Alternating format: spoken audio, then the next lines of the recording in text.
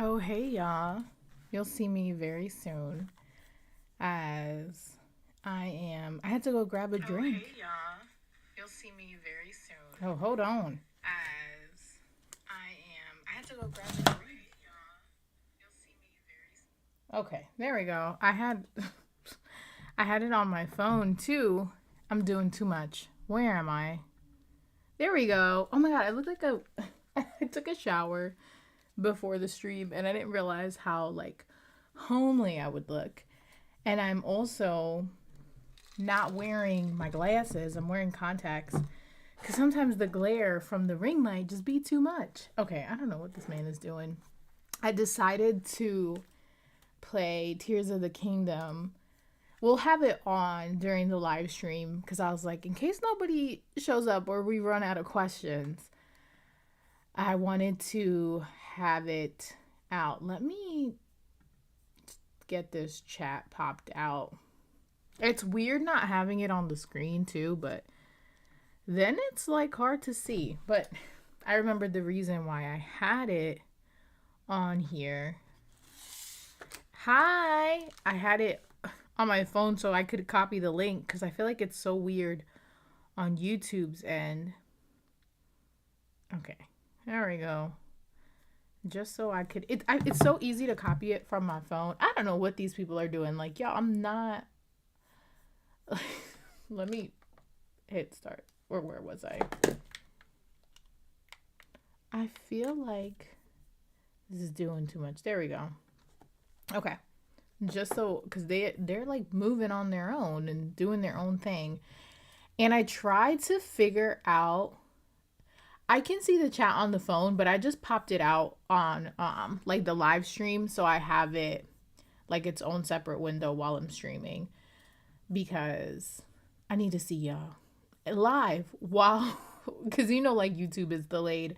I tried to set up the sound for the Switch, but admittedly I tried like 10 minutes before I went live and could not figure it out. So we're gonna have to figure that out at another day and time because it's kind of weird like with the silence and not, but I don't be having all the time to figure stuff out. I'm just trying. I'm just a girl. I'm just a girl. You know, not saying that women can't do stuff, women in STEM, but it's a lot to figure out. But yes, I keep getting distracted what I was doing, which was trying to tweet out that I'm live. Where's this other window? We be out here. But how's everyone doing this fine Thursday evening? Streaming on Thursdays is fun too because then I get all mixed up and tomorrow's Friday and I'm like, oh my god, what happened? Okay. Let's see.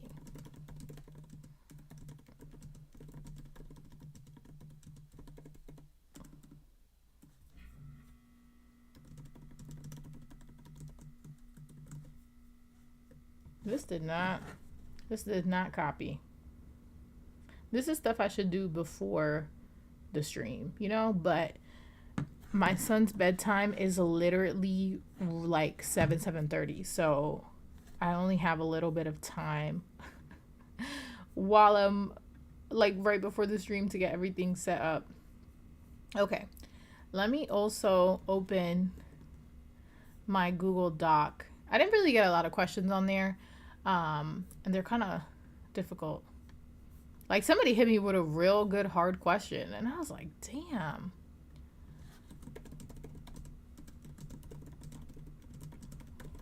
You would think I would look better like this celebratory stream and I'm out here looking like I was drowning, but it is what it is.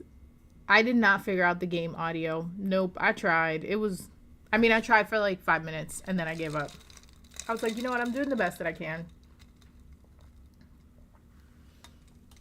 But how are you this evening? This Thursday evening? I was reaching for my mouse. I don't have my mouse. I wish I could figure it out, but it's going to be something that I'm going to have to definitely spend more time on and probably do like a test stream And my time is already limited, so I won't be doing that anytime soon. Let me. Is this live? Yeah.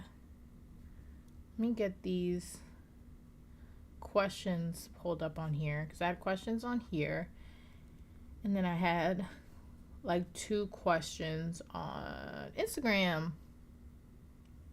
It has been a long day. I'm glad that you're good. These days, they feel so long and so short at the same time. Like they go by, what do they say? Like the days are long. The days are long, but the years are short. That's kind of what it feels like. Okay. Let's get these questions on and popping while let's see how good I am at multitasking. I am playing Tears of the Kingdom, and I'm not going to be doing too much extra because spoilers, especially because I didn't say that I was going to be streaming this, but like I said, I needed a backup plan in case no one shows up to the stream. Move my mic closer. So I'm like looking at the questions and trying to see like the best order to answer them, because sometimes there'd be like orders in the questions, or like questions that make sense to answer them in a certain order. Okay, let me just screenshot because I did 2 separate stickers on Instagram. And what capture? So this capture card, I got it specifically for my camera because I never intended to stream for like video games and stuff. Like I just got it for my Sony when I stream using that. I'm not using it right now because I'm using it for the Switch. Kendra, hi, hello, welcome.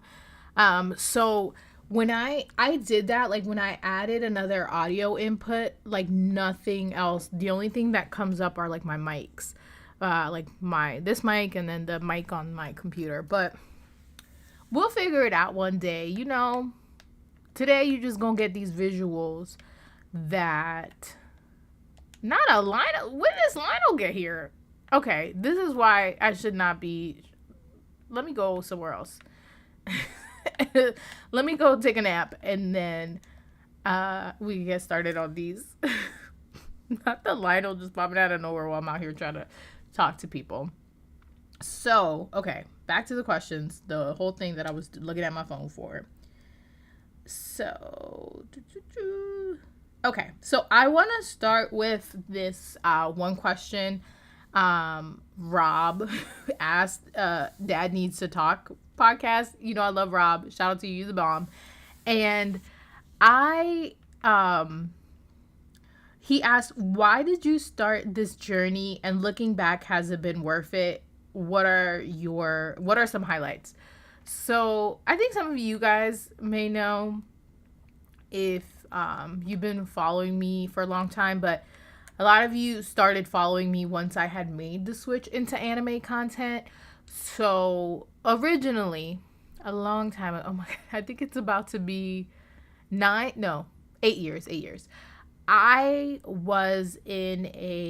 used to go to a technical school for graphic design, and we had been talking about like blogs and stuff like that, like kind of for like a class project. And I've always been a writer. I've always like written poems, written personal essays. I had them like on my Tumblr. Like I was one of the Tumblr OGs. I had my Tumblr for years with like probably embarrassing stuff because I used to put my whole ass business on that Tumblr because nobody followed me. Like nobody I knew followed me on there. So when this thing came up in school, I was like, you know what?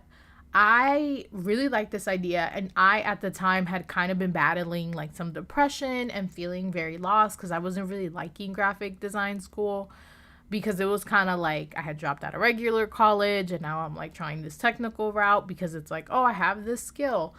And I just like wasn't in the best place. So this project kind of gave me like some motivation. And I was kind of really, because we had been toying around with it. Like we hadn't decided as a, I mean, my class was like 3 people.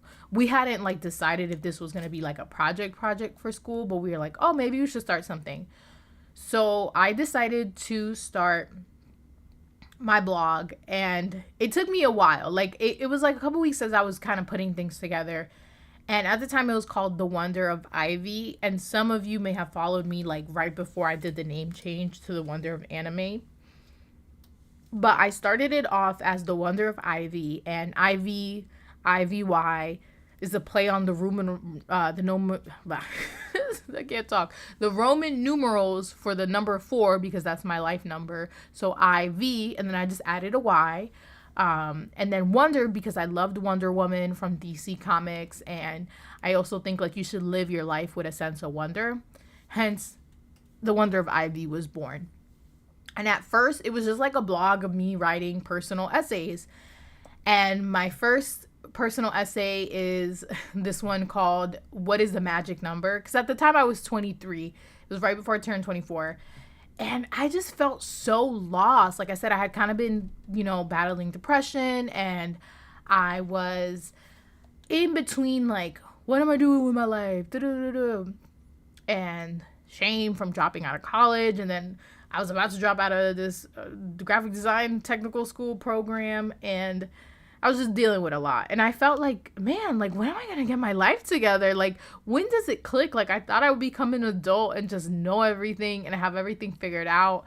And I kind of had this, like, come to Jesus moment where I realized you don't ever figure it out. Like, there's not a certain age that you reach that you feel like an adult. So then I just kind of started there. And then I would write a couple, like, essays here and there.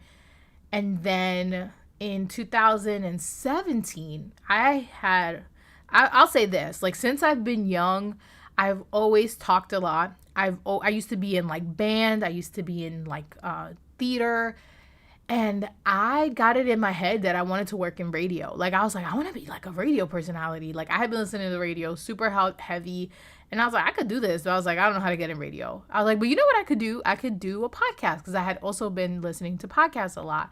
And I was like, I could do this. I had things to say. And then I started the podcast part of it, all on this ploy to get to radio.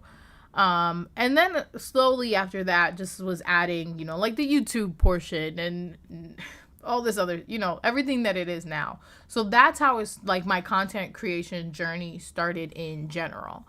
And then to turn it into when it started like becoming anime related.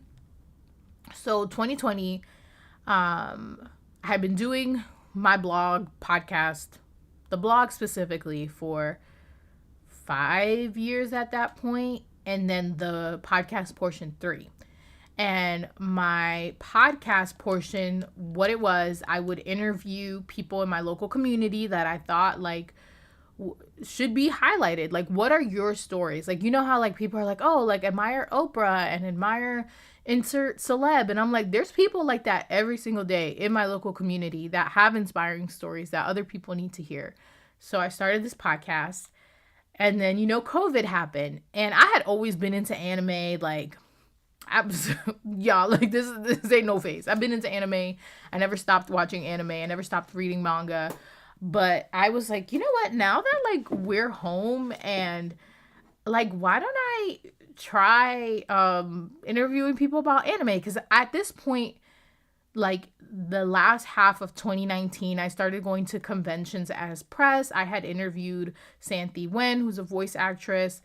And I was like, you know what? This kind of like shift to COVID, I feel like, is a real good chance for me to get into the community, start interacting with people.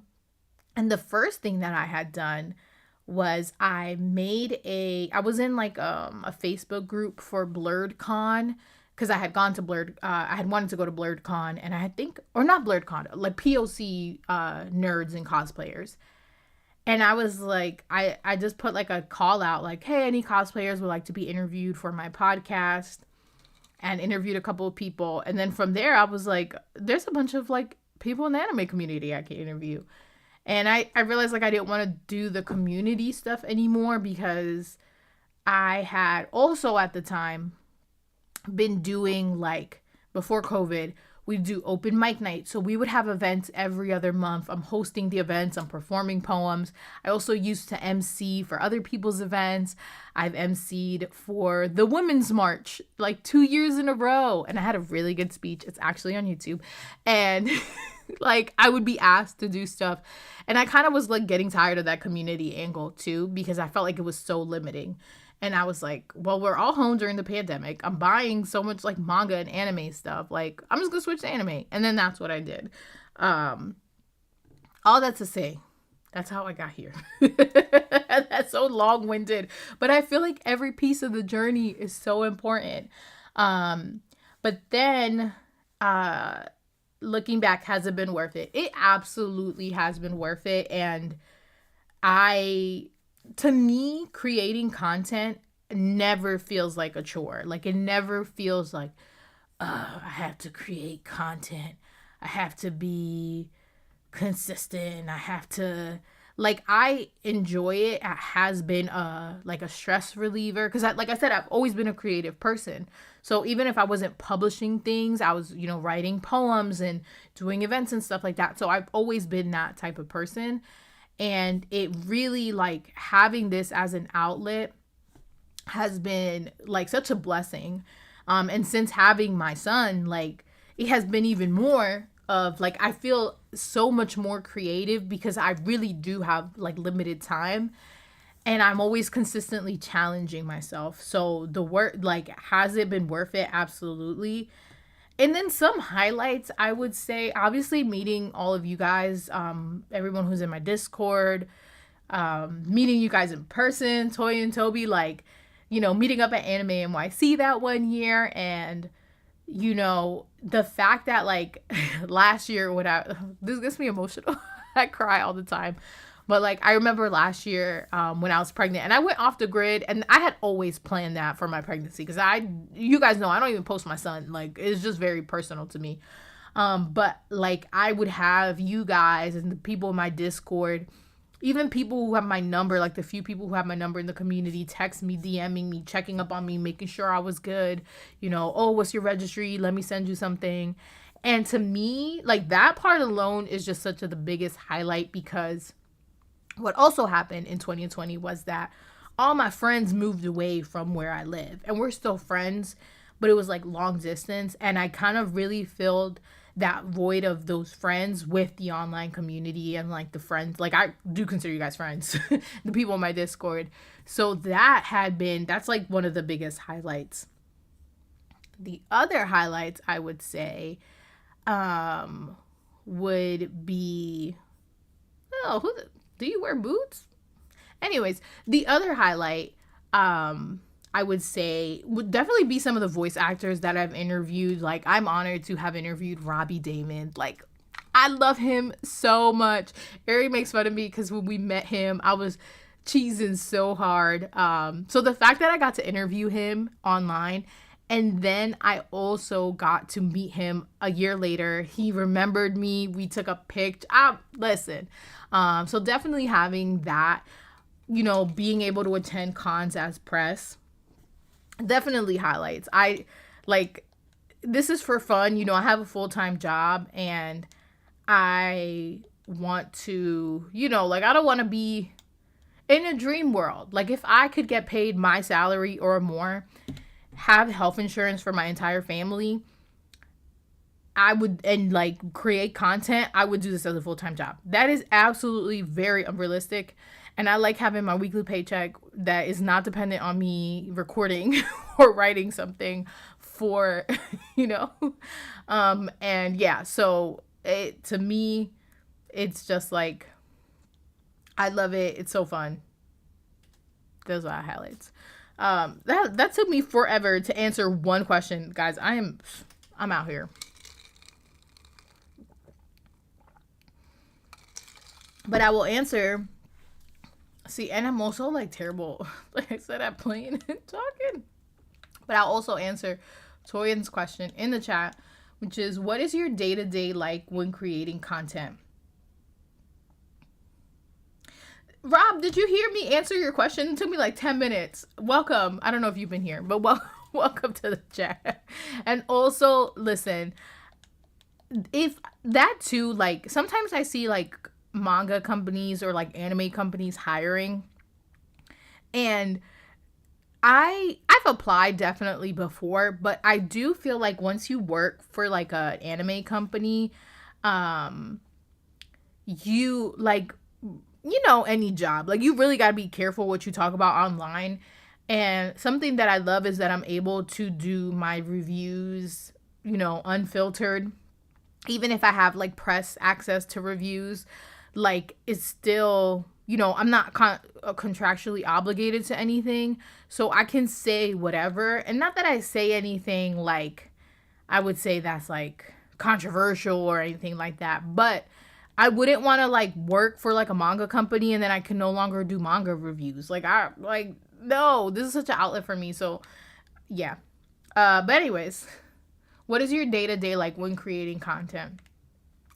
So it depends on the day because it's sometimes easier for me when I work because I do work from home and I will have my laptop next to me, like my personal laptop. And if I have any downtime or I get ideas, I'm able to quickly jot them down and just have them, you know, there.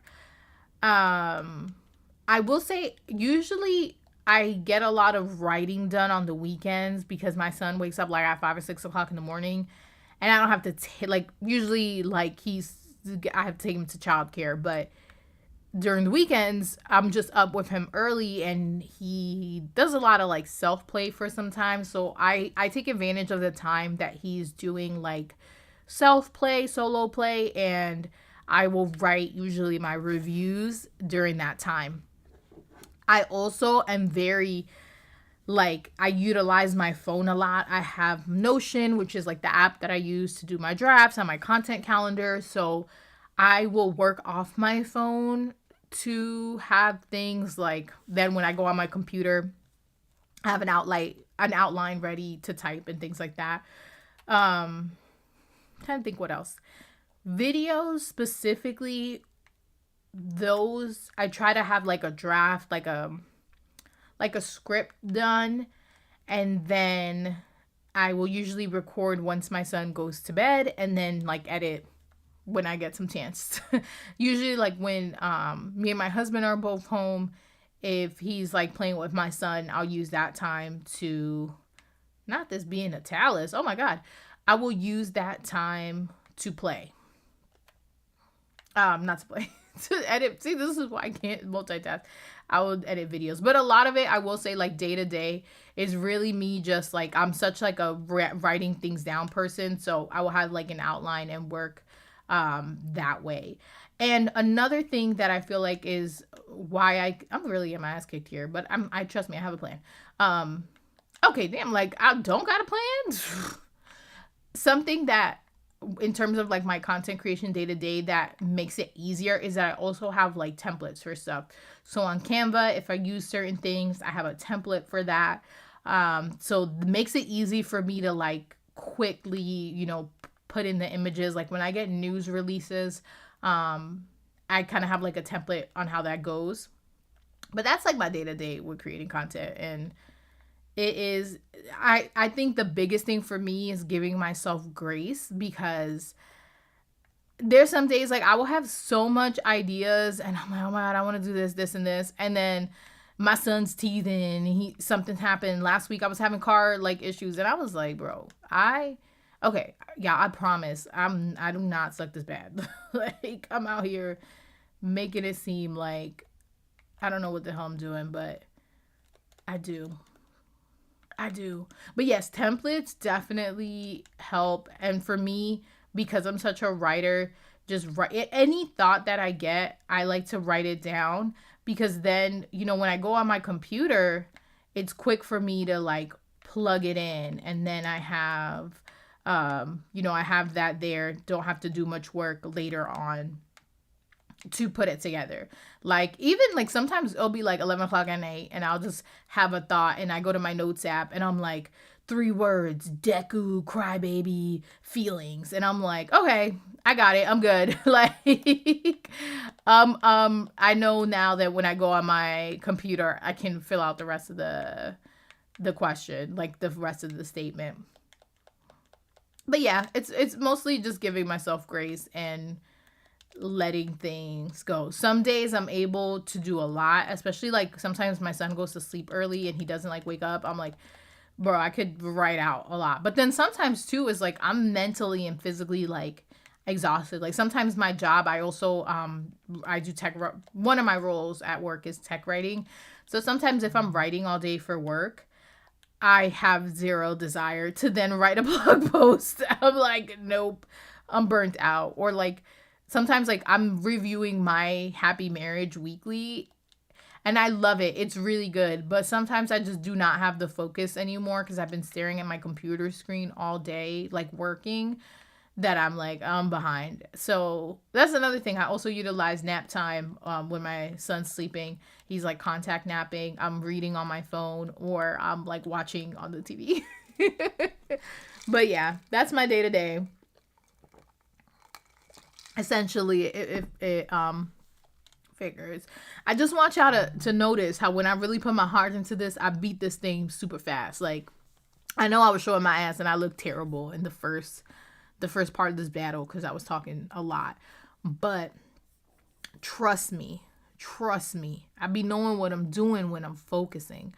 So let me see. There was another.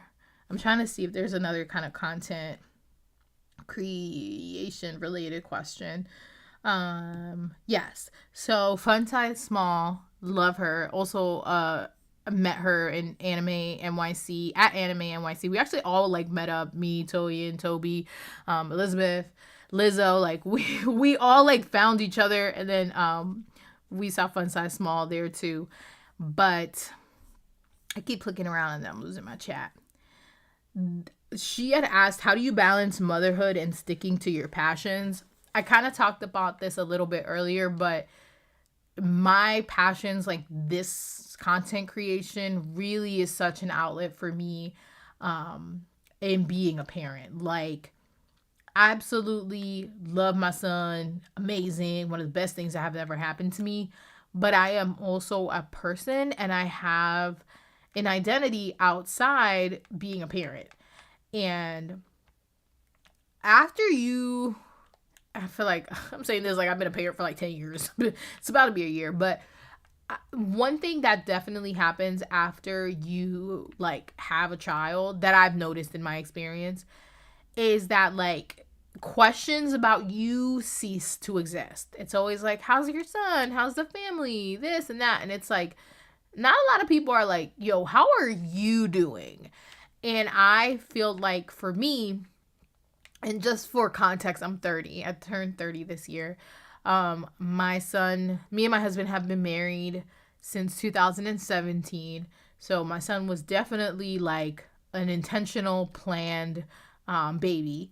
And I say that to say that, you know, intentionally waited till I was 29 to be like, all right, like we're ready to start a family, because something that was important to me in becoming a parent was maintaining my identity. I have 2 older sisters who have children, and they both have just been such an example for me of like how you can have your kids and still be, hold on, let me I didn't realize this vibrate was so loud. Let me put this on do not disturb. But my 2 older sisters have been such an inspiration to me on like how you can have your kids and still maintain your identity and like not like lose yourself. And I know that there's people, and you'll see this content online, that's like, oh my god, I love my kids, I'll choose my kids over everything, and I want to be with them 24/7. Listen, I absolutely love my son. I love being a mom, but that is just a part of who I am.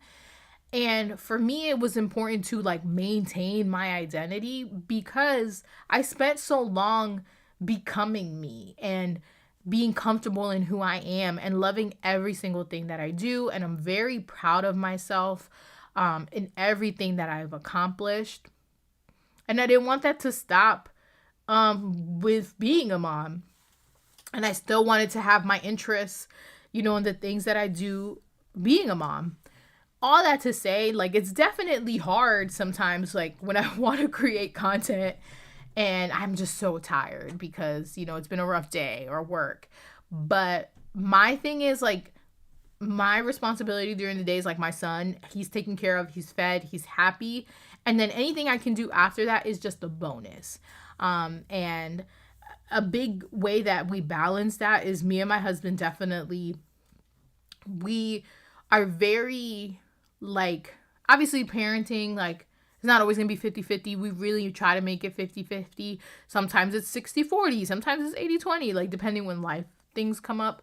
But one thing about us is that we make sure that we allow time for the other person to do things that they want to do. So for me, it's content creation. So, like, if we're all hanging out, my husband will be playing with the baby so I can be on my laptop and doing something while we're all together. Like, when I'm streaming, like, my son's, like, asleep at this point and he's pretty good at sleeping, but my husband's basically on call in case my son wakes up or something like that. So that's a big on how we balance that, is having that communication. And like I said, this is such an outlet for me, so I'm able to keep sticking to this passion because it really keeps me going, and it's something that's fun and exciting for me and relieves, like, any stress that I have. And I try to keep it fun too. Like, I'm not forcing this, like I said, because it's not something that I want to do full time. Excuse me. And it's not something where I make my money from. So it continues to be fun for me.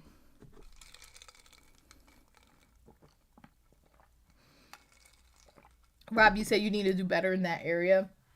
One thing, I mean, like I said, I'm a new parent, but I'm an old soul at heart. And one thing that I feel like I've learned and I've come to accept is that things come in seasons. And what I mean by that is, like, listen, there's going to be seasons where I'm on a roll. I'm posting content every day. And then there's going to be other seasons where it's like a 2, 3, 4 week drought because I literally cannot focus. I have other priorities to do. And I think, with what I know of having my son now, but also, having friends that have kids, my sisters who have kids, that there's going to be seasons where it's all about them and I have to take a back seat.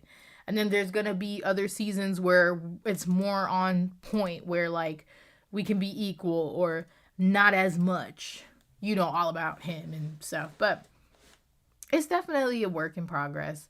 I had this whole conversation and I don't know what happened. I'm just going to go into this cave. Have I been in this cave? I have been in this cave. Maybe I should go over here. Just for funsies. Oh, okay. That's a very, I didn't know that, Brom. Because you know why? Because you that dad, you wouldn't even tell because that meme that's like, what is it? I'm not the stepdad, I'm the dad who stepped up. It's a funny meme, but that's you, Rob, because listen, nobody could tell because you be doing what it does. You the fucking dad of the year.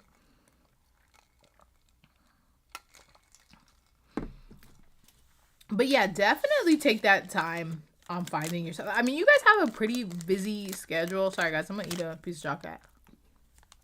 I'm going to get away so I'm not doing ASMR eating. My mic is mad sensitive. I'm glad you know the meme. But yeah, I find too, with finding yourself, I feel like it's a continuous process because as you grow and you change, like, there's a new level of yourself that you have to unlock. But I think, like, the most important part. So my sister texted me something about parenting. But yeah, I think definitely the most important part is just knowing and acknowledging that. And I think that, like, that's half the battle to begin with. Okay. I'm going to take 3 hours answering every question. I need to wrap it up. I just talk so much. What are some of your favorite manga now? This also is from Fun Size Small. That's a really good question. because I'm reading like 10,000 manga. Okay. So I'm going to answer this in 2 parts. I'm going to do manga, all-time favorite, done, whatever. And then I'm going to do manga that I'm currently reading that I'm in love with, which is almost all of them. I'm not going to say all of them, though. Favorite manga of all times, hands down, every single time you ask me, I'm always going to say this, is going to be XXX Holic by Clamp.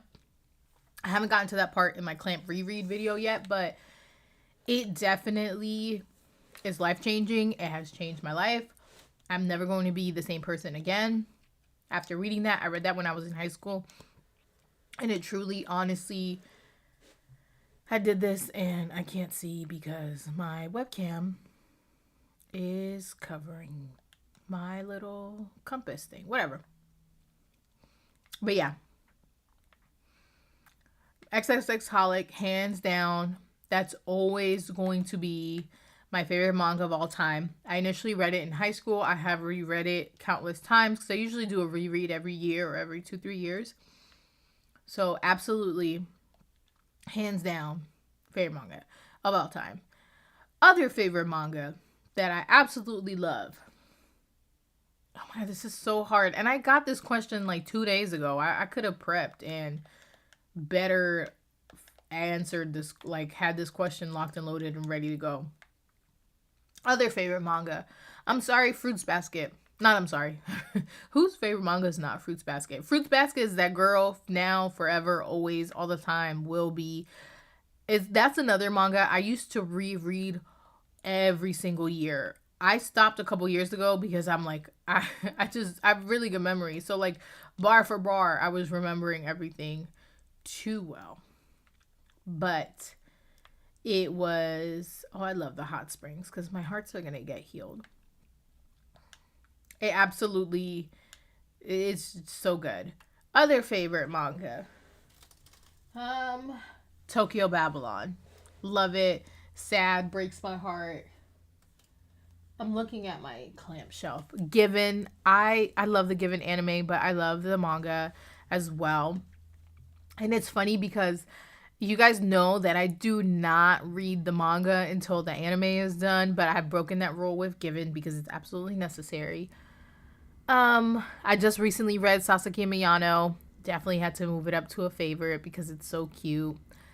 Sweat and Soap. Like, I'm sorry, it's that girl. It is. It's absolutely amazing. I mean, I could go on and on because I have so many favorites. Like, I'm trying to think of manga that I reread all the time. There's this one BL. It's called Under My Skin. Definitely a favorite. I'm gonna cap it there for now. I have manga that I'm currently reading that's still ongoing. Well, Sasaki Miyano is still ongoing. Given is still ongoing. I mean, it ended. No, it ended. I'll say, yeah, that ended. So I'll take that out of there. I don't know. I said that I was going to name ones that I'm currently reading, but that may take 3 years because I'm reading a lot of manga. If you guys think of other questions, feel free to ask. I mean, I have the ones that I received, but I definitely will go back and forth from the chat to the questions that I received. Let me get my little chat box back up here. Yeah, I was saying that I was like, oh, maybe I'll like stream games, and I was like, I'll find a game to just stream. I absolutely cannot do that. I am literally the worst person at talking and playing at the same time. That's because I always play by myself. I don't play online games. And you guys can see why. I am never doing this again. I'm not even playing. I'm just like running around pretending while we talk to each other. Okay, I'm gonna help this guy out while I find another question from here. Let's see. Okay. These are from Google, so the Google sheet that I had, so they're anonymous, so I don't know who asked them.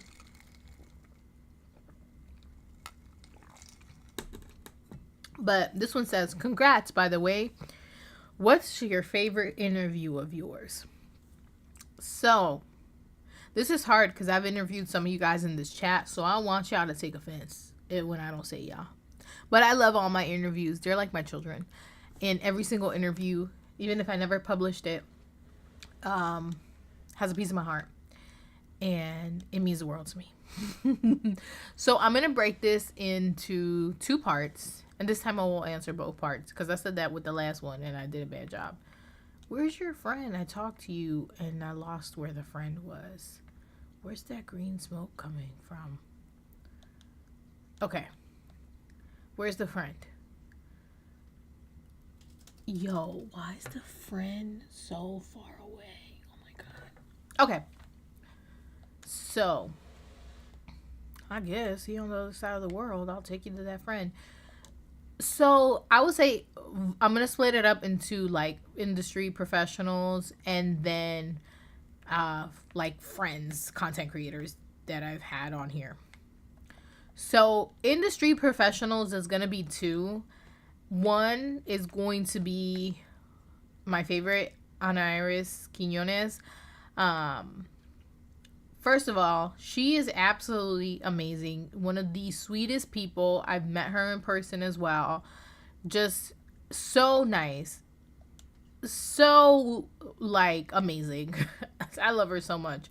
But she, at the time I had requested to interview her, I had, I think, not booked any other voice actors. The only other person that I had was Santhi Wen, and that's because I had interviewed her at Anime NYC, not Anime NYC, Anime USA, which took place in DC in 2019. And I really feel like Ana Iris took a chance on me in that interview. And I say that not like I'm not skilled, right? Because I'm sorry, one thing I'm gonna do is talk my shit, and I am one of the best interviewers that I know. And I know a lot of people that have podcasts. I know a lot of people that have interviews. You know, I feel like for somebody who does not have professional training in that sense, I feel like I'm one of the best interviews that I know. One of the highest compliments that I've ever gotten, and I've gotten this compliment a couple of times, is that I'm the Angie Martinez of what I do. And I take that to heart because she's amazing. So what I'm about to say about Ana Iris, I want to preface that with knowing that I'm the shit, because I don't want it to come down like I'm condescending on myself or anything like that. Because one thing I hate is self-deprecation. And I work really damn hard to not give myself credit for how amazing I am at interviews and content creation. But I say all that to say that she took a chance on me because I did not have an established portfolio of voice actors who had been on my show. And something that I know now, especially now, you know, having met a lot of voice actors, interviewed a couple of them, and following them on social media, is that they get reached out to a lot from people that are like content creators, to have them on podcasts, to have them on streams and YouTube stuff. And not a lot of people are qualified in the sense of like do the work. A lot of people do not prepare for these interviews. A lot of people are hoping that the voice actor says yes to bring attention to their show, levity, you know, to kind of use that as clout. One, I'll get into this another time because that absolutely does not work. You should never reach out to somebody for clout because their people are only going to listen to that episode and they're not going to follow you unless you're groundbreaking. But yeah, so when I say that she took a chance on my show, it's for that reason, because I had not had an established repertoire of voice actors or other people in the industry that I had interviewed. And I definitely think it makes a difference, someone taking a chance on you, because like it kind of like, you know, if they're like, oh, this so-and-so, this voice actor came on the show, they had a good time, they had a good experience about it, I can tell this is something professional. It's not somebody trying to use me for clout. It's somebody who's serious about what they do. So I'm always grateful for Ana Iris for giving me that opportunity and really coming on my show. And this had been kind of like right after the Mirko announcement for My Hero. like right around that time. So it was a really good interview. And the second favorite interview that I had was Robbie Damon, another person who I was like super, super like grateful that he took again another chance. Although I had some more established people on my podcast at that point, but Robbie has also done like regular cartoons, animations. Like he had done Spider-Man, and I mean his resume is extensive. And I had reached out to him right after he had done The God of High School, and I saw The God of High School. I didn't watch it dubbed, but I knew that he was on there, and it was like a big deal. He was the lead. And I had booked the interview. And a couple days before the interview, it was announced that he was Megami in JJK. And I was freaking out because I love JJK. I've watched the dub too. So I was like, I can't believe that I'm getting to speak to him like right when this was announced. And his interview, like, I'm such a fan. Like, I am such a fangirl. I don't really fangirl over people, but I fangirl over Robbie Damon. And his interview was so nice. He's so cool. Like, he was in his booth, and it was like really cool. Like, he was talking to me like we were friends. It was such a great time. So I'm always stand him. And that's somebody that I really am like, oh my God, I'm starstruck. But yeah, I'm so grateful for not just them, any single voice actor who has come on my podcast. And, you know, like taking me seriously, complimented me. You know, like when one of them shares it and is like, this is my favorite interview that I've done. Like, that's such a compliment to me. And yeah, so those are my favorite like industry guests. My other favorite interview, I'm trying to think of. So one of my favorite interviews off the top is Ari, who you guys know is one of my like in real life best friends now. But we really became best friends on that podcast recording because we just kept talking, and there was just so much similarities that were happening. And I'm like, yo, this is crazy how much like we have in common. And I'm like, yo, what is your sign? And she's like an Aquarius. I was like, shut up. When's your birthday? And her birthday's the day after my birthday. I was like, you're not going to believe this, but our birthdays are the day after each other. And it was like, oh my God. So yeah, so that's one of my favorite interviews. I'm trying to think who else. I mean, every interview that I've done, like, I feel like they're all my children. Like, we all have so much fun. And I feel like I've developed a deeper bond with the people on my interview that I've interviewed. I will say, I'm trying to think. That's another interview that I've had. That's my favorite. As I pretend, I don't know why I keep pretending to play. I'm doing a terrible job. I'm gonna do 3 because I don't remember what the auto build that I have needs.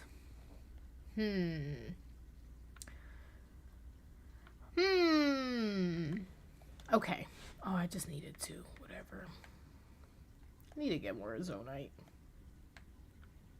Okay. That's what it is. That's what it's going to be. We're going to put you on here, little guy.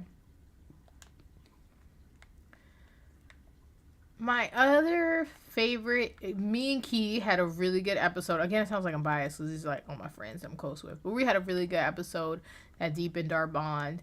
One of the funniest I would say in recording was one with 3 weebs and a podcast. Yo, that episode, we were like unhinged. We went off the rails, and it was so much fun. I'm thinking about Blaname with Mike and Sine, and they were comforting me because I had been binging I had been binging, what is it? Oh no, not me getting stuck on some rocks. Whatever, I'll move this. I had been binging Attack on Titan after, not having watched it for years. And I was going through it emotionally, and they had my back. That episode was real fun. But yeah, those are some, like, honestly, some highlights that come to mind from the episodes that I've done. Rob, you binging my podcast meant so much to me because not only did you binge like episodes that were not anime related, and I was so embarrassed, but like you would just tweet out your thoughts. And I don't know, sometimes creating content, like it really feels like you're just like out in the void. Why are you not moving? Was this not the vehicle for this? Key, I was just talking about you in our episode and how we developed a deeper bond because of it. But I'm here failing to play and talk at the same time. But you know, this is why I'm not a gaming streamer, and I will not be streaming my games again because this is really hard. But yeah, Rob, that meant so much to me when you were like binging it and then you were like tweeting about it and you had thoughts like every episode, and I was like, Rob doing mad work.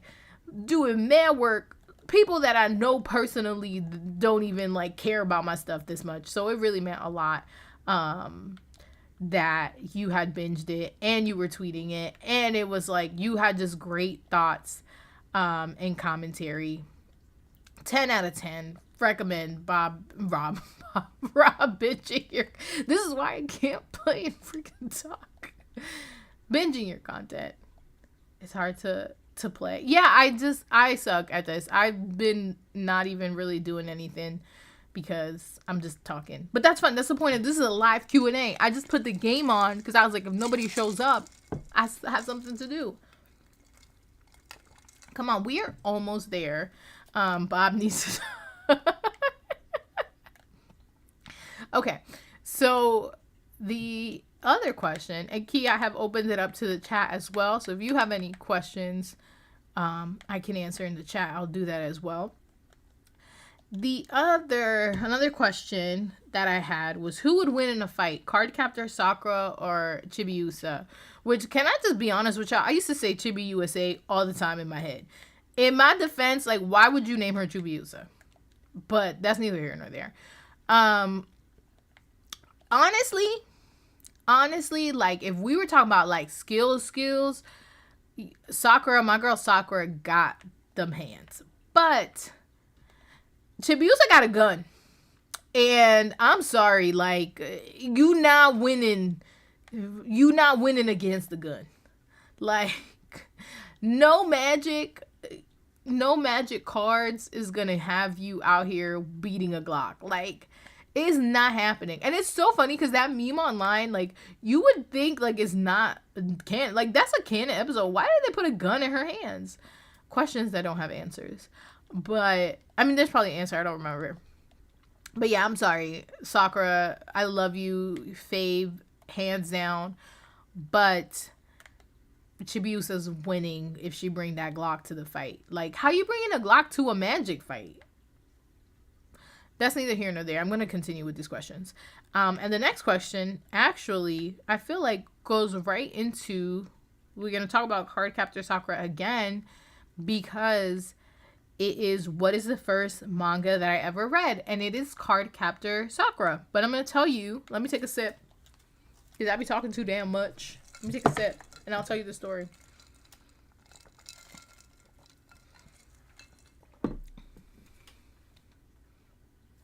So what I'm drinking is what I drink every stream because this is the only alcohol that I have in my house. It's tequila because that's usually the only liquor that we keep. Cranberry juice, and I put lime and salt in it. So I got to the bottom where it had a lot of salt, and it was just so good. ASMR vibes. Look, I did accomplish something playing this. So this is so funny because Key was just talking about this on a TikTok. Because I don't have the TikTok app. I think I downloaded it yesterday because I had to check if one of my favorite creators was still engaged. Is that any of my business? No. But she put like that she was moving, and I was like, is she and her girlfriend broke up? Her fiance? They did not. They're still together. I'm happy to report that I found that out via her TikTok. So I had to download the app. I say that to say, though, that I haven't had TikTok on my phone in like a month or so, just because I have no self-control, guys. That should be sucking up all my time. And But you're probably thinking, Lisa, you like every single TikTok that I post. And that is because I go on my desktop and specifically seek out your username and like all the TikToks that I've missed. But anyways, so Key, recently you had some TikToks about the library. And the reason that I discovered manga to begin with was because of my local library. So a lot of people don't know this because I'm not one of those people. And when I say this fact, you're going to understand what I mean when I say that I'm not one of those people. So I am from New York. I was born in New York, and I lived in New York until the summer before 5th grade. And when I moved, like we moved right, like I said, before summer. And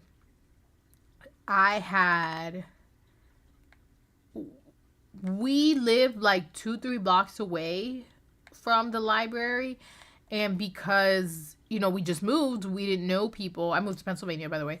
I didn't know people. We just went to the library, and they had like a teen section, and in the teen section they had manga. And I had discovered that there was a Cardcaptor Sakura manga, and what they had was Master of the Clo, which takes...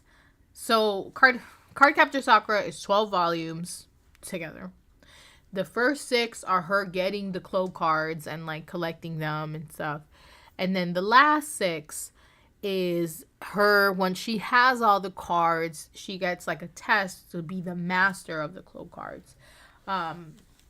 And I remember discovering the Master of the Clo because that's the only ones that they had. And I was like, this feels like it leaves off the show. But I had only known the show as Cardcaptors because, America. And they had edited it and Americanized it. And, chapter screwed. It was no longer what it was. So when I discovered the manga, it was so, like, jarring to me because it was so different from what I had been, like, reading and what I knew about the situation. And yeah, after that, I really was, like, cemented myself as a manga reader. I would not purchase manga till, like, I was in high school, but I would go to the library and borrow manga. And I also used to be into Inuyasha, which I also discovered that summer when I moved to Pennsylvania, and they had a manga, so I was reading the Inuyasha manga as well. But my first manga was definitely Cardcaptor Sakura, and Clamp. One thing they gonna do is they gonna get me, and that also started my Clamp journey. That started it all.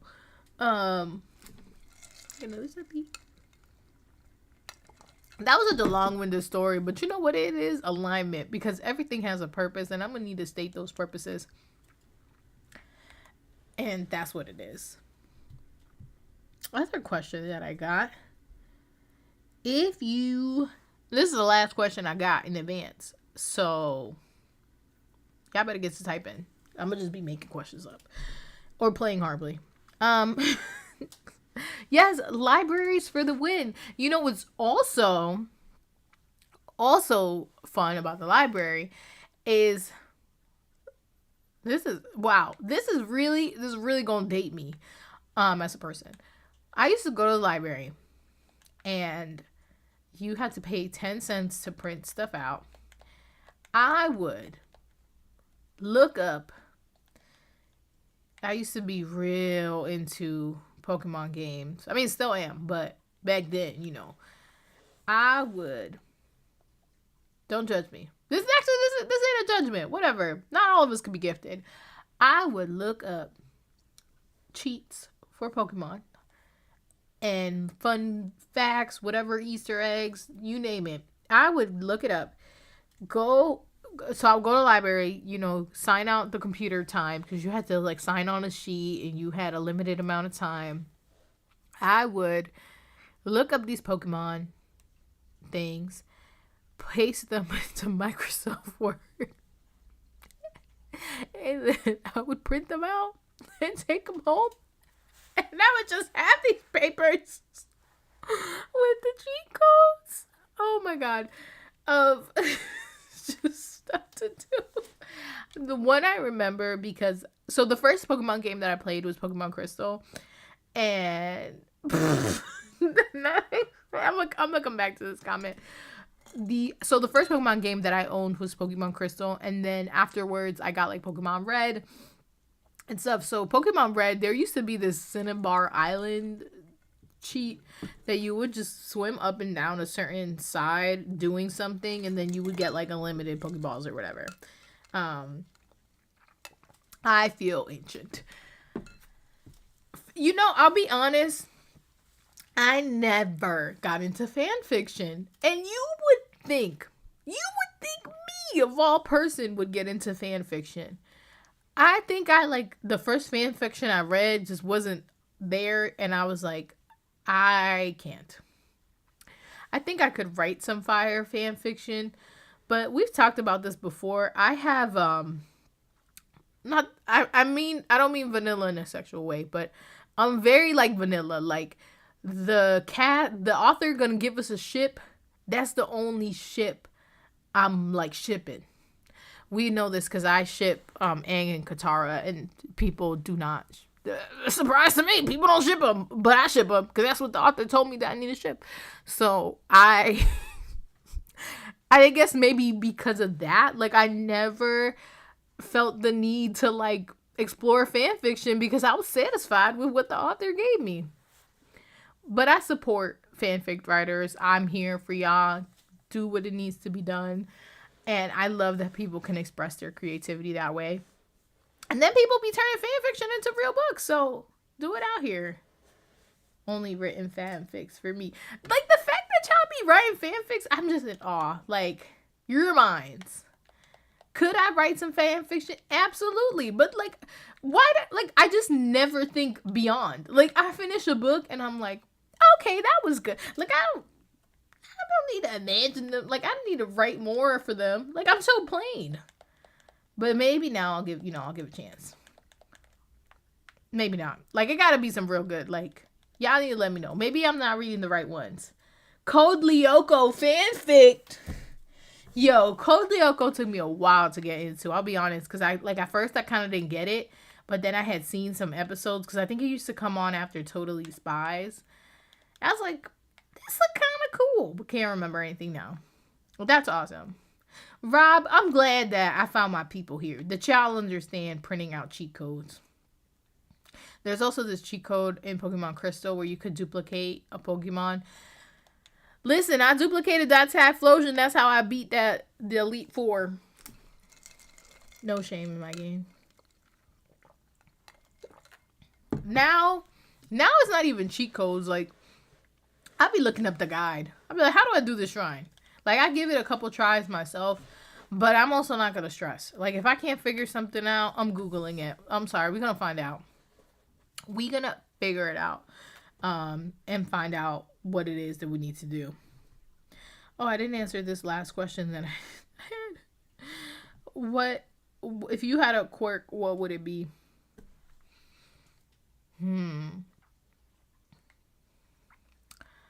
I don't know. See, I knew somebody knew the lineup. I wasn't alone. If you guys had a quirk, what would your quirk be? Let me see what y'all come up with. Maybe I could steal something from you. I'm literally doing nothing in this game because I cannot multitask. But y'all just gonna have to be okay with it. You know what? Let me go to the depths. Or let me see if there's some place. Oh yeah, I can't use my little map because I'm covering it.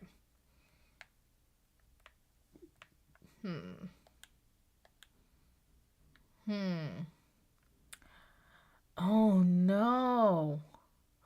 Oh no, Rob, that's terrible. I would cry my eyes out. Also, I cry very easily. You'd be like President Mike. You know what? That's a good one. I like that. I feel like that could be me. I used to hate him, and then I saw that one arc, and I changed my mind. I was like, you're not annoying. You got emotions. You're very sensitive. Damn, Rob, I can't believe you lost your person.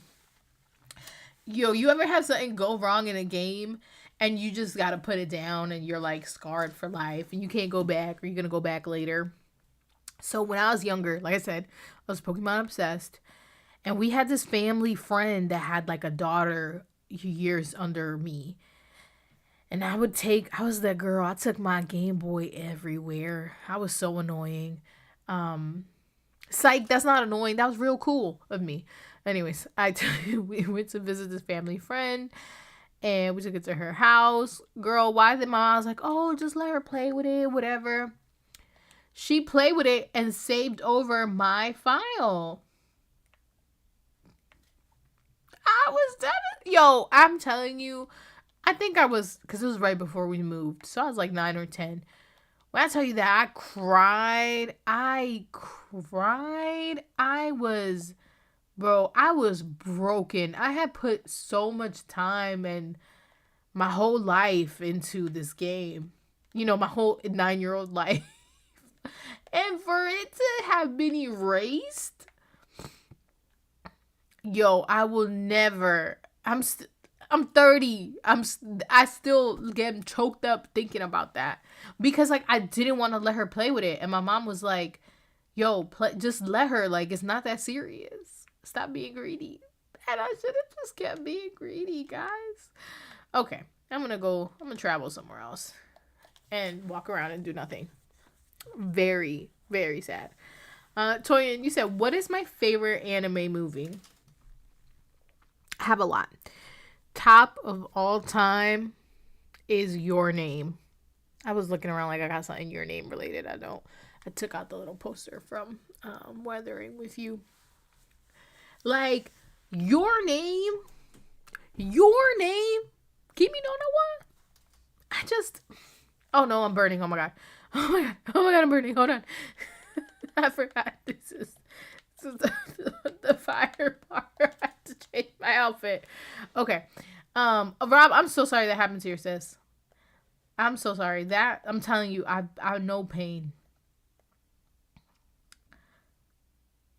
I almost Vash almost deleted 10-year-old save, bro. That's why Rainer has not been to the basement and he's not gonna be on here because I get it. Kids are kids, they gonna be kidding, but you not gonna be touching my stuff and accidentally ruining or whatever anything that I own. Absolutely not. Hell no. But yeah, Kimi no na wa, one of those people that are like, I don't use the American name. I say it in Japanese, how it's meant to be. I actually just really like how Kimi no na wa sounds. But Your Name, I had seen it late. Yeah, because it had come out, and this was back then when I used to, like, watch stuff pirated. I don't really anymore. It's been years, and it's just, one, pure laziness is very hard, and two, like, I'm older, I understand the industry, I want people to get their money. So yes, this is the basement. This is our nerd basement area. And sorry, Rainer, you're not allowed. So with Kimi no na wa, I had like seen it late in terms of like when it had come out. And my best friend who like there's very seldom people that I like take anime recommendations from, but she's one of them. Like she's one of my real life anime friends. We were friends, we both like anime. And she was like, girl, this movie is you're gonna love it. Is like got you written all over it. And the thing about it is that I went in absolutely blind. Zero clue what it was about. Not a trailer. Because especially if it's somebody that I trust. Like if you tell me like, Lisa, like, this is for you. This has you written all over it. I don't need like that cosign is enough. Like I don't need anything else. So she had said, like, this is for you. Check it out. And it moved me in ways. Like, I've seen it maybe like 3 or 4 times since then. I actually, like, when they brought it back to theaters, I went and saw it with her. And I've seen it dubbed. I've seen it subbed. And I usually don't watch both. But I just like it just affected me. Has everyone here seen, before I go on, has everyone seen this? Am I going to spoil this movie for anybody who hasn't seen it before I go on? But I just, first of all, this man, he be doing the movies. He be doing the things. The only one I don't like is Garden of Words. I'm sorry. That's a weird pedo movie. But I absolutely just, like I said, I wasn't expecting it. And it's just something about, like, it just immediately makes me cry, like, when I think about them and everything that they went through. Like, they went through so much. And they didn't know. And then the one thing that always gets me is when people be crying in anime and they're like, I woke up crying. I don't know why I'm crying. I didn't realize I was crying. Like, that always breaks my heart. And it makes me cry. So, yeah, I'm doing a terrible job at explaining why this movie means so much to me.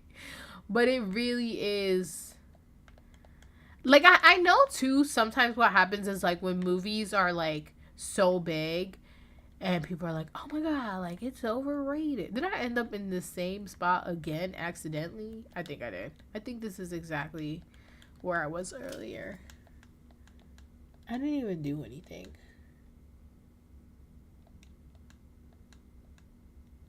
Oh, I ain't paying you nothing. Okay. But, yeah, that movie. Other animated movies that I love, I have to think about. Y'all didn't tell me if y'all didn't see Your Name. So I'm gonna keep going. Your Name. Spoilers ahead, sorry. I'm gonna get into The Girl Who Leapt Through Time because that's my second favorite anime movie. We getting there. But yeah, so Your Name, y'all missed your chance to not have spoilers. I'm spoiling it if you didn't see it. I just thought, so I'll be honest, I hate time travel stuff because something about me is I suffer from, like, I hate existential crises, and, like, sometimes thinking about time travel and the loops of time travel, and you know how there's certain different like theories on time travel, so not all of the shows will have like the same type of time travel thing. For example, I mean, this is so old, like Harry Potter, like how in The Prisoner of Azkaban, like their time travel was like, I think it's called the butterfly effect, when the whatchamacallit, like when what you do, like present you going into the past making changes, like it was all meant to be anyway, like that loop, like that really fucks with my mind because I'm like, it was supposed to happen this whole time. Maybe I'm just a bird brain person. But with Your Name, because it's not really like time travel, because it's not like they were traveling to time and like they didn't know that they weren't in the same like time period. Good time travel like situation. I'm telling you, it's my bird brain. I can't. Also, welcome. I didn't know you were here, Karma. But yeah, the thing about Your Name, it's like they didn't know that they were 3 years apart, and like they couldn't know, and it was just like the fact that like they would forget each other and they like forgot the situation, but the connection that they had was so deep and profound. And like when Taki discovers that like the tragedy was like she was in that tragedy, and he like goes, and then he like he's so emotional, but like he goes on the journey and then gets the sake, like I can't explain how like that touched my soul. And it's something like, I don't know if anybody else felt that same way about that part in the movie, but it was such like this like connection, like Like, they were truly destined. And, like, he went back for her. Like, he could have forgotten and let this go. And, like, him going back to that place saved her life. And then I also think about her when, you know, like, because, you know, she goes and, like, she visits him, but we kind of don't see that until later. And she cuts her hair and she doesn't have the ribbon anymore. And then later on, like, through his, like, perspective, like, you discover that, like, when she met him, like, oh, this gives me chills. Like, when she met him, she didn't meet the him that she had been talking to. So, like, she goes into the city, skips school, and she's, like, so excited to see him.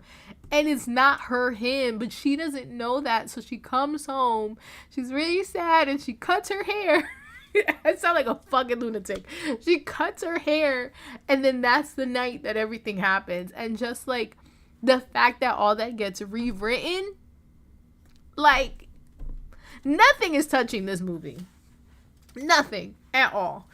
But anyways, that shit really hurts my heart. But the girl who leapt through time. I'm telling you, I don't like time travel shit because my bird brain can't handle it. But I also love the girl who leapt through time. And the girl who leapt through time is so... I feel like it's such a coming of age story because this girl really be leaping through time. Not my passion is storytelling. I'm glad that my deranged lunatic comes off as passion. But the girl who leapt through time too, like, there's this one line. I'm sorry, this line, I'm gonna have to give it away. I'm not gonna say who said it. Oh no, hold on. I'm accidentally trying to kill a dog here. Let me get away from the situation.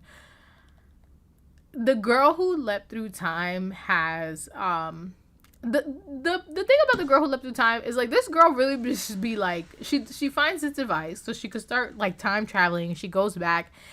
And, like, she just be avoiding secondhand embarrassment situations. Like, she thinks she me. Like, her friend confesses her feelings for him.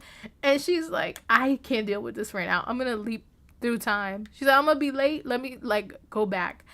And she just really be using these powers to avoid responsibility, basically. And to avoid uncomfortable situations. Which, girl, I feel you. Because I, too, would do that. But... the part for me that always gets I've watched it also sub and dub is, I forget her name, but the guy's like, have you been time traveling? And oh, that just, like, chills. Like, when there's some certain lines, like Mamoru Hosoda, who's also my favorite anime filmmaker, who also did the Digimon movie, him and his story, the heart. Man, that line every single time. This movie's not even sad, and I'd be crying my eyes out. I mean, I'm crying on stream, so clearly it doesn't take much to make me cry. But yeah, so those are my favorite anime movies. Obviously, Kiki's Delivery Service, Howl's Moving Castle.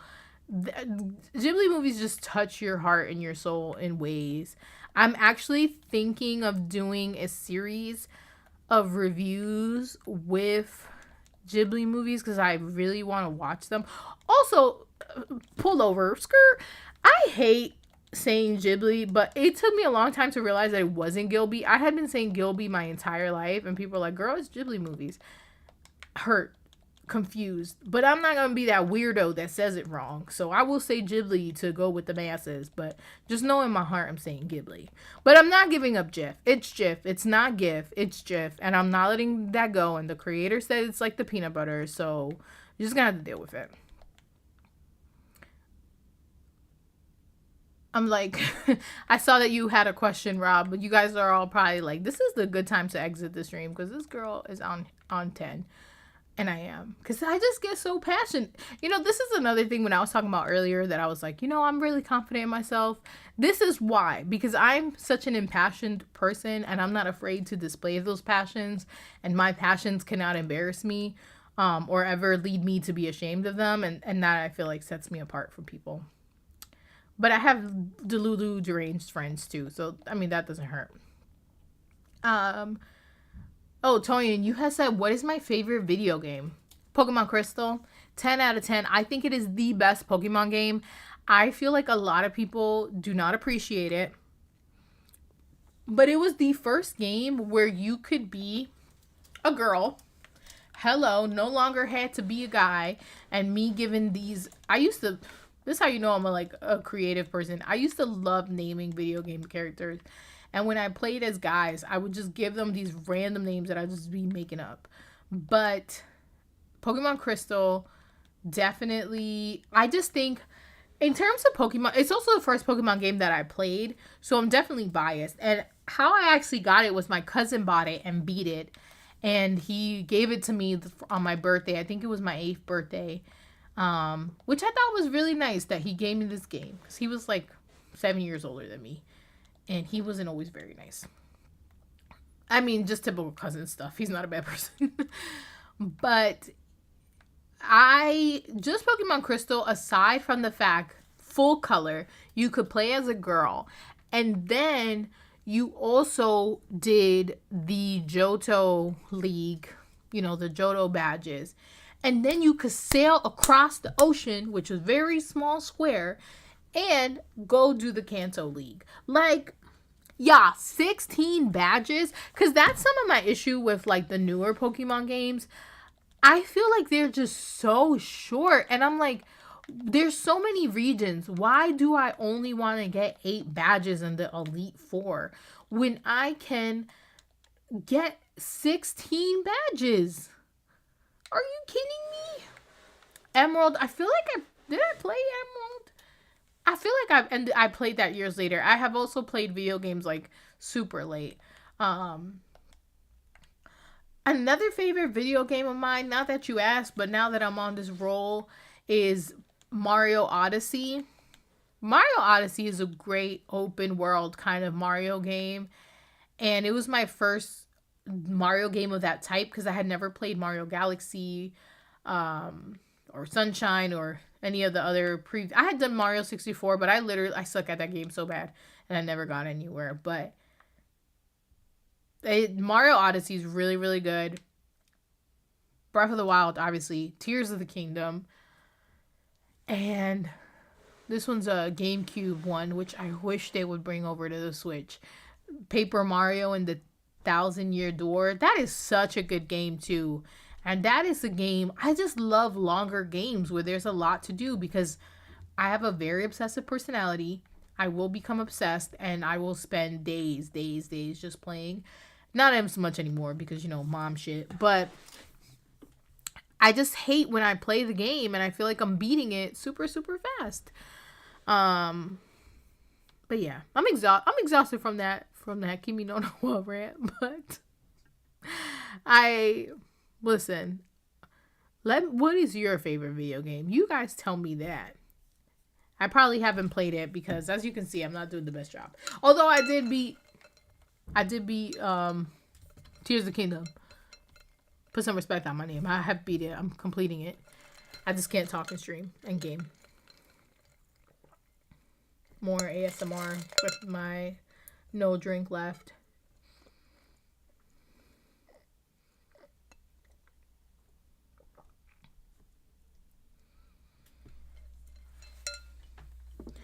Honestly, it was real good to me too because like I said, I'm very used to Pokemon games and like the Mario Super Mario and stuff. So like the open world concept was new to me at the time that I played Odyssey, but I became obsessed to the point where I don't know if it shows it on here.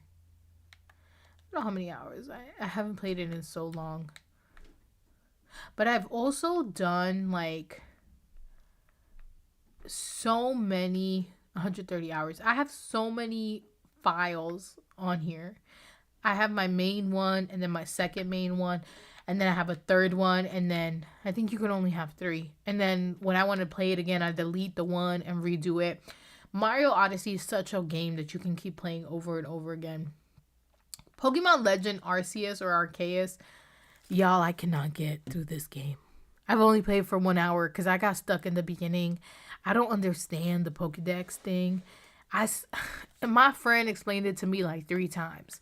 And I know if I get the Pokedex the Pokedex thing through my brain, and if I could just get past this part, I know I can play this game.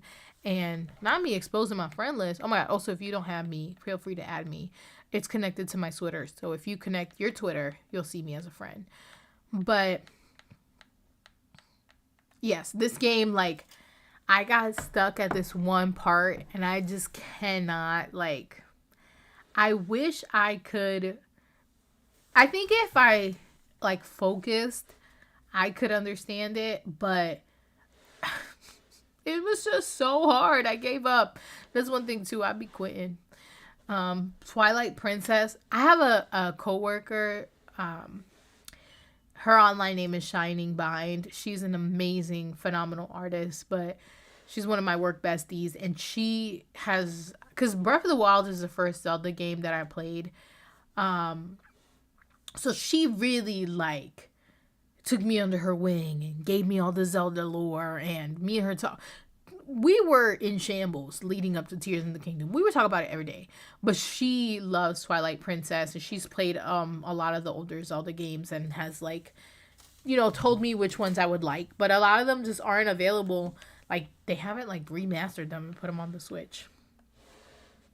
Let's see what else I have on here. Spiritfarer or Ferrer, I don't know.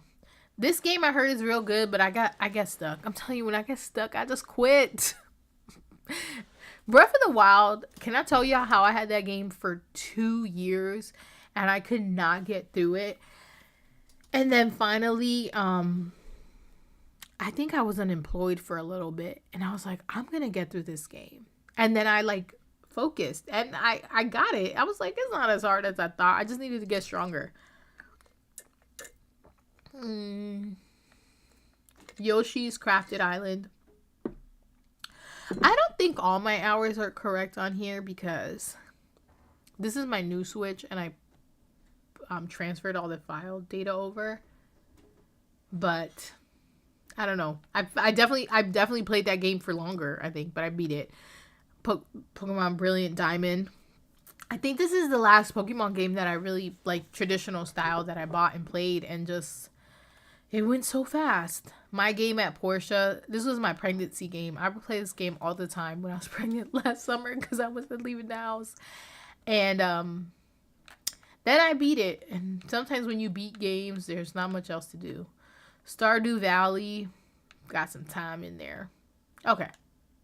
But yeah, I'm trying to think what else. I want to get, you know what I have on here? I might need to download it again.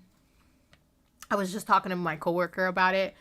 Ace Attorney. I was like, maybe that can be my stream game. But I don't want to let y'all know how much I be struggling. Like, y'all can see certain sides of me. But me struggling, I be doing too much. I'm not out here. I feel like I need to sneeze. Maybe I don't. I don't know. Do you guys have any other questions? I will answer them. But I will wrap this up in a little bit because I'm tired. As per usual, I'm always tired. That's my life. And I'm losing my voice. After a certain time at night, I get my night voice, my night Lisa voice, and I sound incredibly hoarse. And it's like certain hours, and I'll have that voice till like 7 a.m. It also happens to me when I see movies at night. And no, even though you're not talking during the movie, as soon as I leave the movie, I have no voice. But whatever, that's my truth. I'm living in it. As I'm cutting down trees and doing nothing. You know what? Let me go into these waters. Am I going the right direction? Yes. Like I said, there's a little map thing in the corner, but I'm covering it. The one thing with these guardians, these sages, I be activating them all the time for no reason, by accident.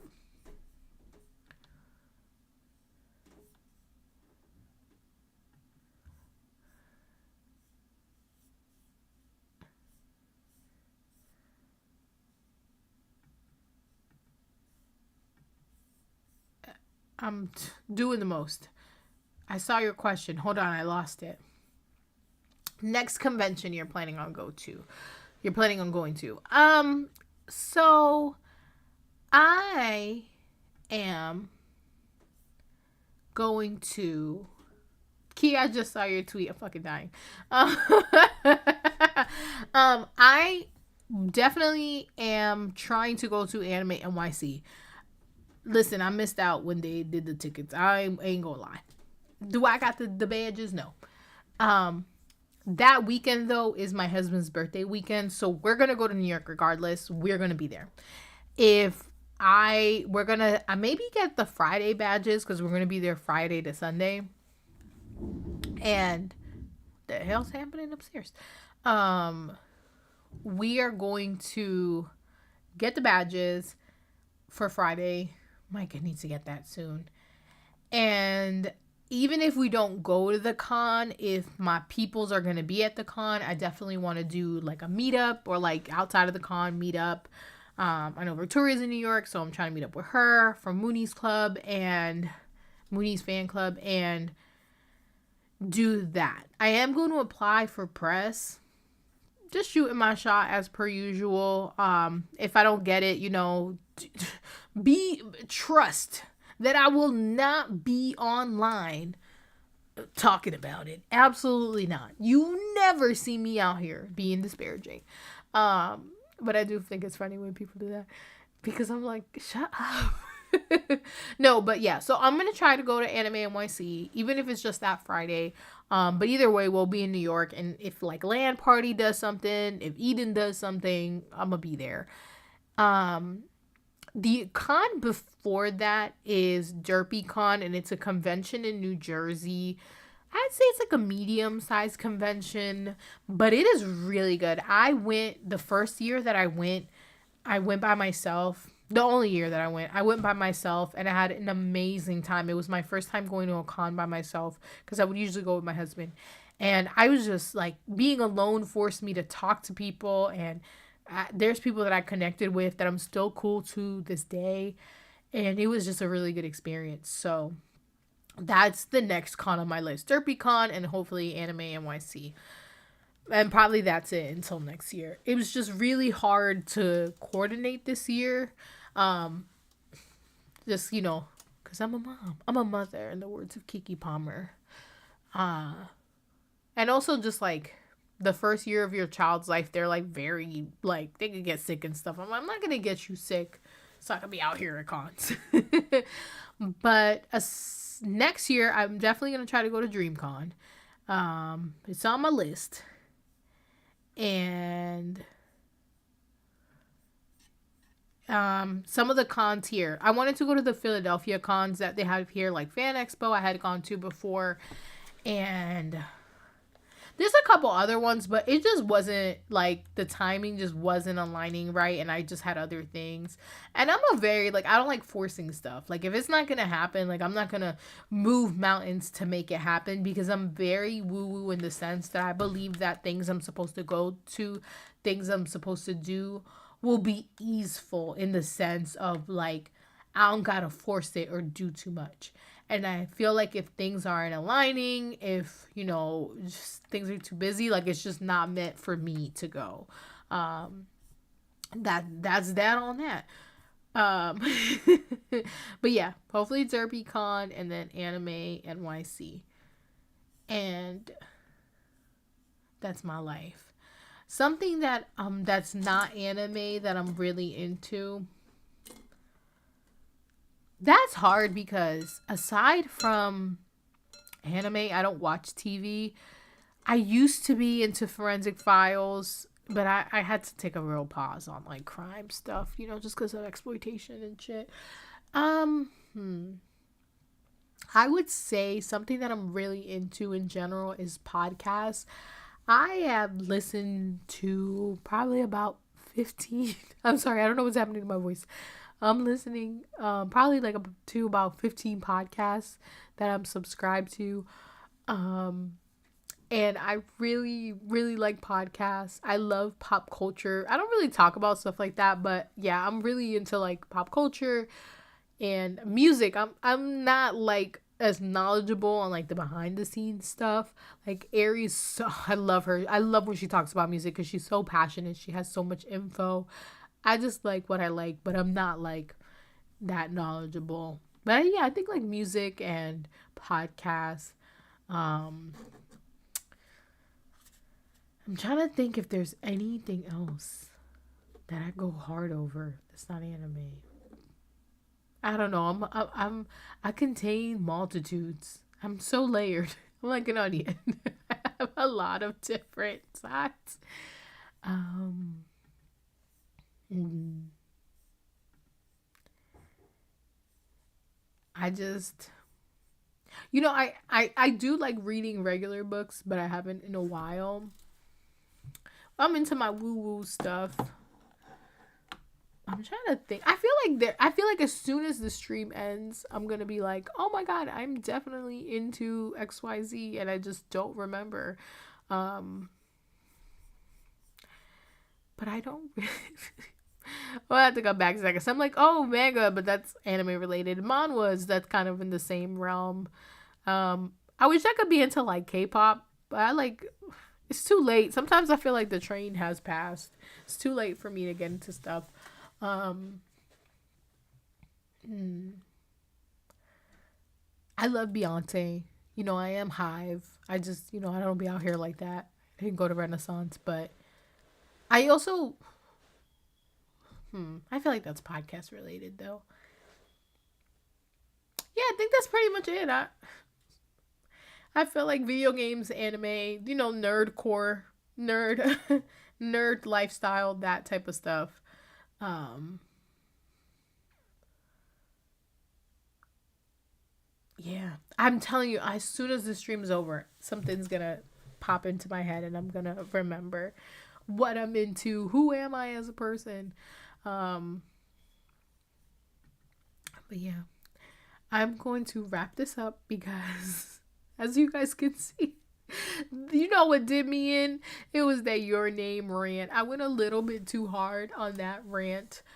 But it really, it really did, um, it really did a number on me, and I've completely losing my voice. But I just want to thank you guys so much for coming and watching me not play because I can't talk and play. Yeah, I really like. I even have it like I think like written down somewhere that I was like I want to try streaming and gaming again. I cosplay, but that reminded me that I'm really into my self photography. Like I love getting an idea in my head and doing like a photo shoot, like with my 6-year anniversary shoot, and just like having ideas in my head and making that happen. I like cosplay and I have done it, but like it's been fun, but it's not like that I'm that passionate about it. Like I enjoy doing it, but it's not something that I'm like so when I think of like passionate, right? Like I obviously that Your Name rant that I went into, or like I'm like read something and then I gotta go on Reddit and then I like go into subreddits and see what people are saying 6 years ago about Yuri on Ice, and let's have these conversations. Like I be really like obsessed. And there's not a lot that I'm passionate about with stuff like that anymore. May we all be blessed with press access. Yes, for the people who do the content and do actually the work and aren't trying to just get into free shit. I hope we get that access because a lot of us have really good things to say and tell, and I hope that we do it. But yeah, I'm ranting on. So thank you guys so much. This really cemented that I will never stream and game again and expect to talk to people. I am a woman of many talents. Like I said, I am that girl, but talking and gaming, I've been playing way too long by myself. I cannot do this ever again. I'm sorry, Link, that I did this to you. But this has been so much fun, as you can tell. And I do want to stream again soon. Kendra! In my head, I have a nickname for you that I don't know if you like because I've never seen you like do it on social media. But in my head, I have a nickname for you based on your own name. And I be calling you that in my head. But I won't call you that on social media. That's just like my own name. And you know what? One thing, I'm going to say this. One thing that I'm good at is giving people unique nicknames. And I'm also very good at identifying people's doppelgangers if I believe they have a celebrity doppelganger. Not everybody has it, and it can't be on command. But there's this girl at my job. Her name is, I'm going to tell you her nickname. I call her Suge Knight because her name has an S-U-G in it. And I'm the only one who calls her Suge Knight. And nobody understands. But she gets it. And she understands why I call her that. But anyways, that's neither here or there. Thank you guys so much for being in the stream, asking questions, not leaving when I started crying about your name. I might have to clip that because that was hilarious. But I'm telling you, like, I'm just going to stop. Because I'm just going to get into it. And I do this every stream and I get really passionate. And the people, it's been enough. But I really appreciate you guys, not only for being in the stream, but also all of you have been very supportive in this journey. You know, I've been posting about getting to 500. Thank you guys. And you know me, that is not about the numbers for me, but this year I really made it my mission to really build my community on YouTube. Key and I talk about this all the time in terms of like longevity and making evergreen content. And for me, the best part of content creation has been that community aspect. And for me, just really, I really do believe, and I know that I put out quality content on my YouTube channel, which why it has been such a focus for me. And like at the end of the day, it's not like about the numbers, but I am also not blind to the fact that getting certain numbers on YouTube really does unlock things for you. Like, send me some money for these videos when I get to 1,000. But 500, I feel like I've been so close for so long, and these last couple of weeks it really has ramped up. So I can't thank you guys enough for understanding that, because I'm always like, it's not about the numbers, and then I'm like, follow me on YouTube and get me to 500. But I really appreciate it. And I'm just, when I'm telling you, like, I feel it in my heart, in my soul, that this is just the beginning for me. And when I see myself in the content that I make and the things that I'm doing and the opportunities that I get, like, I know that there's so much more there for me. And it's within my reach. And the things I'm writing down and the things that I'm manifesting, like, they're happening. And a big part of that is this community. So I love you guys so much. Thank you guys so much for tuning in. And for real this time, I'm going to end the stream. So you can catch me on Discord or on Twitter. But I'm done. Alrighty. Good night.